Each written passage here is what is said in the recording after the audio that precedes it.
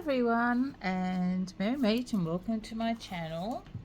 So today I want to talk about the issue of calling back your power. And I am talking, I filmed this a couple of times, which is why everything's drawn on here. And I am talking today specifically about energy, your energetic power. I'm not talking about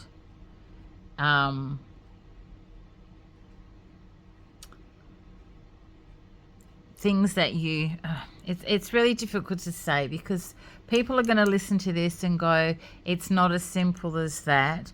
There's lots of other things that can cause these signs, and it's not as simple as just doing a little ceremony and everything's going to be honky-dory and you're going to feel great. And I agree, that's exactly not how it works. However, energetically and spiritually, this is something that works and is something that can help you. And it does have a lot to do with shadow work and looking at things in your past that you've left little bits of yourself around, because we do. Wherever we go and whoever we have contact with in our daily lives, we leave a little bit of ourselves there. And if it's got to the point where it's beginning to affect you energetically, then you need to call back your energy, call back your power. So some of the signs that you may need to do this, and I do realize a lot of these signs also have to do with physical illness, and I'm not talking about that in this video. I'm talking specifically about your energy and your energy field. So some of the signs may be that you are feeling tired all the time and drained. You're having a lot of past memories come up about people, situations,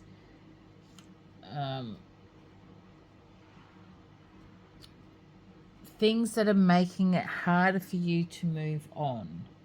You're feeling scattered, like your energy's scattered. You can't concentrate on things. Your self-esteem is really low. You're feeling very insecure, very incomplete. When your energy is scattered and other people and places and things have bits of it, you can feel very incomplete and very drained. You might have lots of problems concentrating and doing things. You may feel stuck and unable to move forward. You might have those continual repeated patterns in your life, those things that you keep doing all the time, and then you go, I don't know why I keep doing this.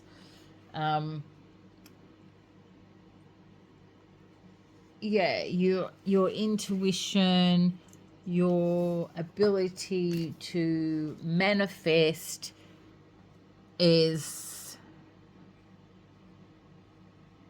limited because you're scattered, your thoughts are scattered, and you find it hard to concentrate and to put things into specific words, which in magic you really need for your intentions to be very specific and focused, because that's how you get the best results. So in my little person here, I've got some things that some of the signs that you may have. So you might feel stuck. You want to move on, you want to make plans, but something just keeps you stuck. You're unable to move on. You want to, but you can't. And things that may still be attached to you energetically are things like past traumas, things that you haven't dealt with, those traumas in your life. And trauma is different for different people. So your trauma is no worse or better than anyone else's trauma, because everyone looks at things differently. You may still be energetically tied to people from the past, places, jobs that you had, homes that you lived in, maybe another country that you lived in, situations that you found yourself in, all sorts of things. I mean, the sky's the limit where, I guess the older you get, the more places your energy could be scattered to, if that makes sense. You invest in different places in your life. So this is just a little ritual that I like to do, to concentrate on bringing my power back to me when I'm feeling a bit scattered and a bit stuck and I don't know where to go to. I'm doing lots of umming in this. I'm terribly sorry. Don't normally speak like that. So all these here are my representation of threads. So everything and everyone and places and situations you come into contact with in your life, you're energetically tied to with these threads. Okay, so they're all radiating out from you into different places. And if they're still out there and you don't bring them back in, you can see that your energy is going to be scattered and you are going to feel displaced and not whole, because if your energy scattered too much, you're going to feel incomplete as a person. So what I like to do, and I don't know why I made the grass gold. So the first thing to do is to ground yourself. Now,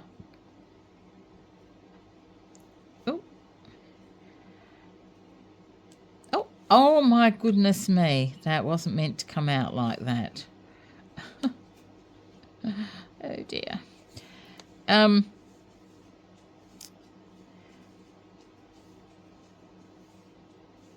I guess the best place to do it is outside if you can. The beach would be a nice place to do it, actually. I never thought of that. But, oh gosh, I'm sorry with all the ums. It's terrible, isn't it?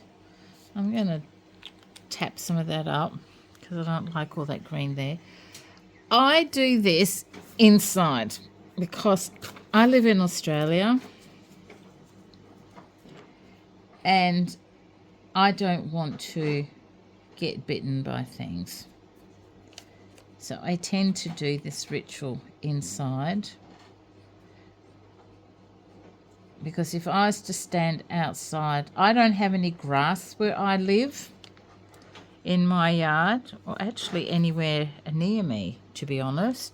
It's mostly sand and rocks. Yeah, sand and rocks and weeds and prickles. So I don't do this outside, but you could do this on the beach, or if you've got a nice garden with lovely grass, you can do it outside. I don't. I tend to do this inside in front of my altar, and I stand barefoot in front of my altar And I imagine these here are roots going down from my feet into Mother Earth. So I'm grounding myself. I'm taking nice big breaths, relaxing and grounding myself. And thank goodness the ice makers switched itself off. So grounding, taking big breaths, grounding, imagining that the roots are going from your feet into Mother Earth and giving you strength and stability and goodness. Because Mother Earth, Mother Gaia, is a healer. So you can feel the energy, and if you want, you can pull up into your body some nice energy, some good energy, just to keep you grounded and straight.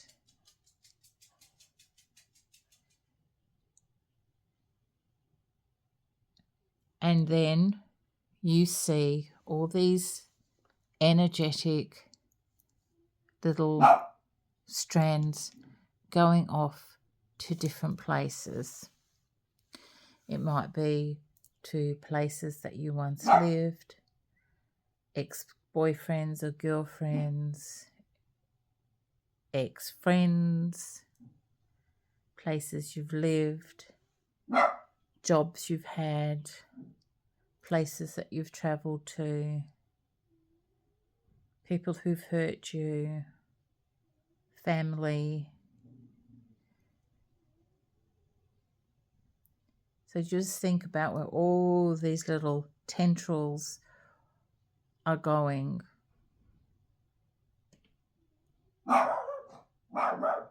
And I'm so sorry about the dog barking.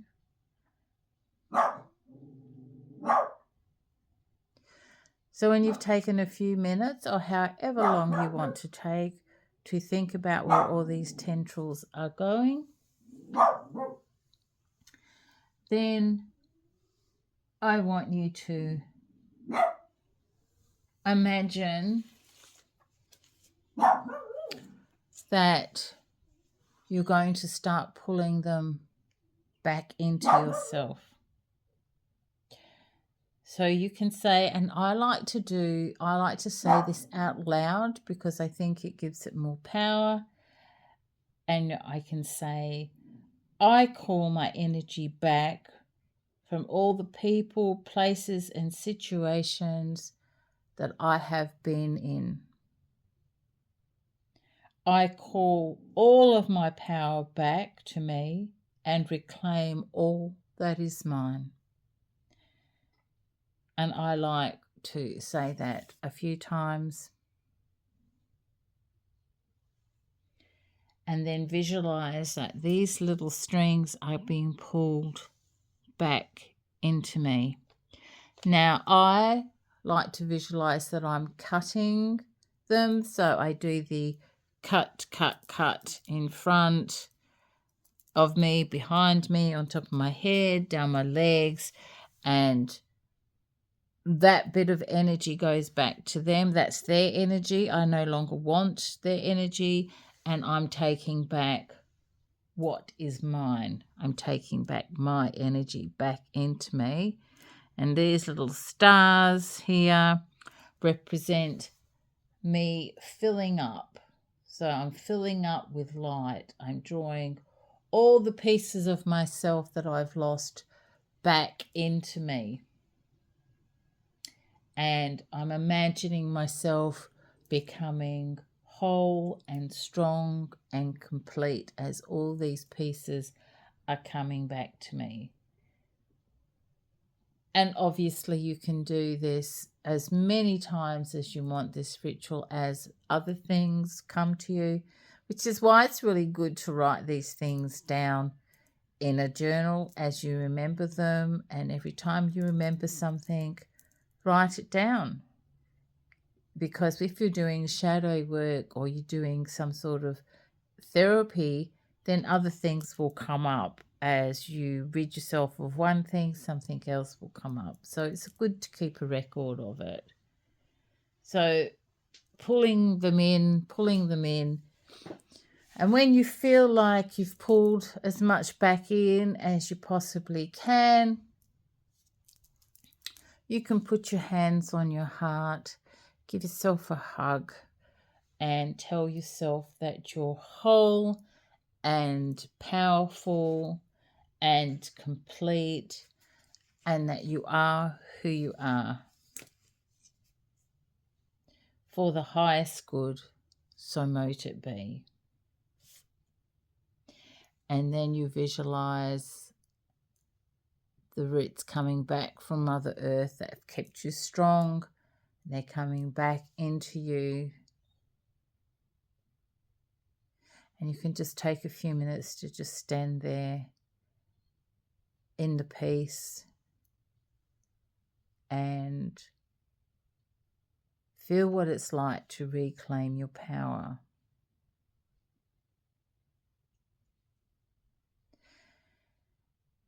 Now, before I do this ritual, I like to cleanse the space that I'm standing. And because I stand, my altar's not huge. It's just my chest of drawers next to my bed. So I cleanse that area and the area that I'm standing in, and I light a candle simply because that helps me to concentrate. You can do whatever you wish to do, what makes you feel comfortable. And that's how I do a little calling back my power ritual. There seems to be a lot of these little videos about this going round at the moment. This is just the way I do it. This is just my little art representation of it because, you know, that's what I like to do.